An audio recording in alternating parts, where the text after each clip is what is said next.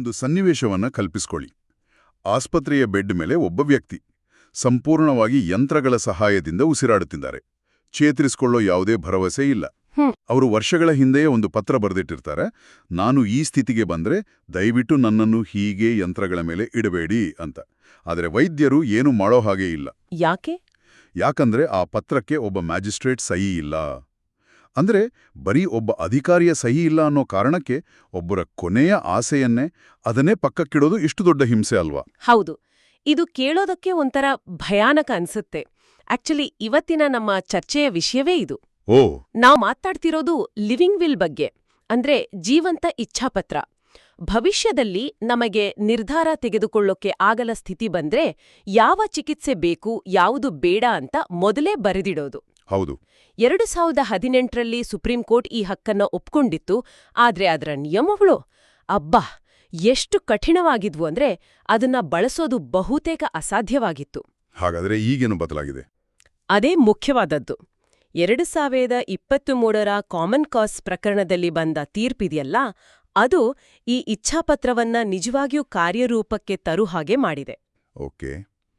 ಅಂದ್ರೆ 2018ರ ನಿಯಮಗಳಲ್ಲಿದ್ದ ಅತಿದೊಡ್ಡ ಸಮಸ್ಯೆ ಅಂದ್ರೆ ಈ ನ್ಯಾಯಾಂಗದ ಹಸ್ತಕ್ಷೇಪವೇ ಆಗಿತ್ತು ಅಲ್ವಾ? ಖಂಡಿತ. ಅಲ್ಲಿನ ದೊಡ್ಡ ಸಮಸ್ಯೆ ಅಂದ್ರೆ ನ್ಯಾಯಾಲಯ ದುರುಪಯೋಗ ತಡೆಯೋ ಸುರಕ್ಷತೆಗೆ ಕೊಟ್ಟಷ್ಟು ಪ್ರಾಮುಖ್ಯತೆಯನ್ನ ರೋಗಿಯ ಘನತೆಗೆ ಕೊಟ್ಟಿರ್ಲಿಲ್ಲ. ಪ್ರತಿಯೊಂದು ಹಂತದಲ್ಲೂ ಒಬ್ಬ ಜುಡಿಷಿಯಲ್ ಮ್ಯಾಜಿಸ್ಟ್ರೇಟ್ ಅಂದ್ರೆ ನ್ಯಾಯಾಧೀಶರ ಪಾತ್ರ ಇರ್ತಿತ್ತು. ಆಮೇಲೆ ಜಿಲ್ಲಾಧಿಕಾರಿಯ ಮೇಲ್ವಿಚಾರಣೆ.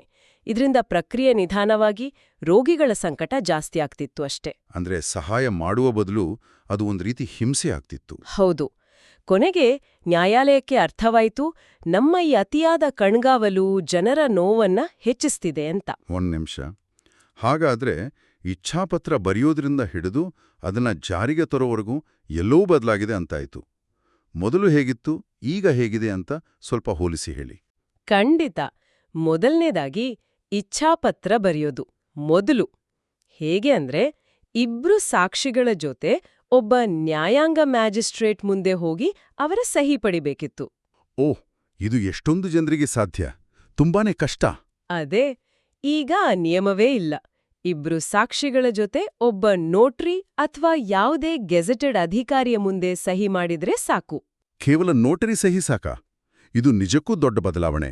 ಅಂದ್ರೆ ನ್ಯಾಯಾಲಯದ ಕಚೇರಿಗೆ ಅಲೆಯುವುದು ತಪ್ಪಿತು ಅಂತಾಯಿತು. ಹೌದು. ಇನ್ನು ಅದನ್ನ ಆಸ್ಪತ್ರೆಯಲ್ಲಿ ಜಾರಿಗೆ ತರುವ ವಿಷಯ, ಅಲ್ಲೇ ಅತಿದೊಡ್ಡ ಬದಲಾವಣೆ ಆಗಿರೋದು.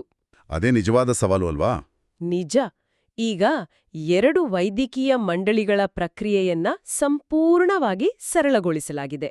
ರೋಗಿಯ ಸ್ಥಿತಿ ಗಂಭೀರವಾದಾಗ ಚಿಕಿತ್ಸೆ ಕೊಡ್ತಿರೋ ಆಸ್ಪತ್ರೆಯೇ ಒಂದು ಪ್ರಾಥಮಿಕ ಮಂಡಳಿ ರಚಿಸುತ್ತೆ. ಸರಿ. ಅದರಲ್ಲಿ ಯಾರೆಲ್ಲ ಇರ್ತಾರೆ? ಅದರಲ್ಲಿ ಚಿಕಿತ್ಸಕ ವೈದ್ಯರು ಮತ್ತೆ ಕನಿಷ್ಠ 5 ವರ್ಷ ಅನುಭವ ಇರೋ 2 ತಜ್ಞರು ಇರ್ತಾರೆ. ಅವರು 48 ಗಂಟೆಯೊಳಗೆ ತಮ್ಮ ಅಭಿಪ್ರಾಯ ತಿಳಿಸ್ಬೇಕು. 48 ಗಂಟೆ? ಓಕೆ. ಆನಂತರ ಆ ಮಂಡಳಿಯ ನಿರ್ಧಾರವನ್ನ ದೃಢಕರಿಸೋಕೆ ಆಸ್ಪತ್ರೆಯೇ ತಕ್ಷಣ 2ನೇ ಮಂಡಳಿಯನ್ನ ರಚಿಸುತ್ತೆ. ಮೊದಲು ಈ ಕೆಲಸಕ್ಕೆ ಜಿಲ್ಲಾಧಿಕಾರಿ ಕಮಿಟಿ ರಚಿಸೋವಷ್ಟರಲ್ಲಿ ವಾರಗಳೇ ಹೋಗ್ತಿತ್ತು.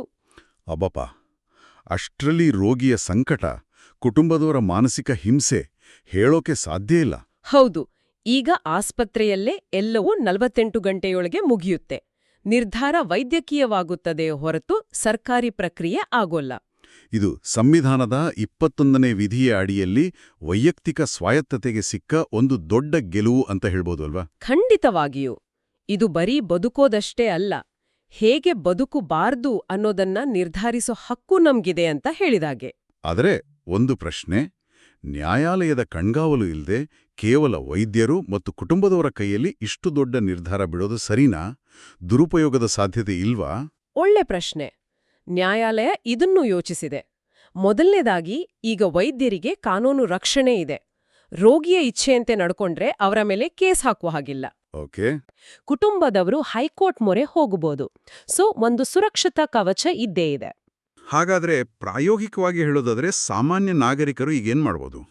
ಈಗ ಯಾದೇ ನಾಗರಿಕರು ವಕೀಲರ ಸಹಾಯವೇ ಇಲ್ಲದೆ ತಮ್ಮ ಅಡ್ವಾನ್ಸ್ ಮೆಡಿಕಲ್ ಡೈರೆಕ್ಟಿವ್ ರಚಿಸಬಹುದು. ಅದನ್ನ ಡಿಜಿಟಲ್ ಹೆಲ್ತ್ ರೆಕಾರ್ಡ್ನಲ್ಲಿ ಇರ್ಬೋದು ಅಥವಾ ಮನೆಯವ್ರಿಗೂ ಒಂದು ಪ್ರತಿ ಕೊಡ್ಬೋದು. ಅಂದ್ರೆ ಘನತೆಯಿಂದ ಸಾಯುವ ಹಕ್ಕು ಕೇವಲ ಸಿದ್ಧಾಂತವಾಗಿ ಉಳಿದಿಲ್ಲ, ಅದೀಗ ಪ್ರತಿಯೊಬ್ಬರಿಗೂ ಸಿಗುವಂತ ಒಂದು ಪ್ರಾಯೋಗಿಕ ಹಕ್ಕು. ಖಂಡಿತ ಇದು ನಿಜಕ್ಕೂ ಒಂದು ದೊಡ್ಡ ಹೆಜ್ಜೆ. ಆದ್ರೆ ಇದು ನಮ್ಮೆಲ್ಲರ ಮುಂದೆ ಒಂದು ಚಿಂತನೆಗೆ ಹಚ್ಚುವ ಪ್ರಶ್ನೆಯನ್ನ ಇಡುತ್ತೆ. ಏನು? ನ್ಯಾಯಾಲಯವು ಈಗ ವೈದ್ಯಕೀಯ ಸಮುದಾಯ ಮತ್ತು ಕುಟುಂಬಗಳ ಮೇಲೆ ಅಪಾರ ನಂಬಿಕೆ ಇಟ್ಟಿದೆ. ಪ್ರತಿ ಹಂತದಲ್ಲೂ ನ್ಯಾಯಾಂಗದ ಕಣ್ಗಾವಲು ಇಲ್ಲದಿರುವಾಗ ಈ ನಂಬಿಕೆಯನ್ನ ಉಳಿಸ್ಕೊಂಡು ಈ ವ್ಯವಸ್ಥೆಯ ದುರುಪಯೋಗ ಆಗದಂತೆ ನೋಡ್ಕೊಳ್ಳೋ ಜವಾಬ್ದಾರಿ ಸಮಾಜವಾಗಿ ನಮ್ಮ ಮೇಲೆ ಎಷ್ಟಿದೆ?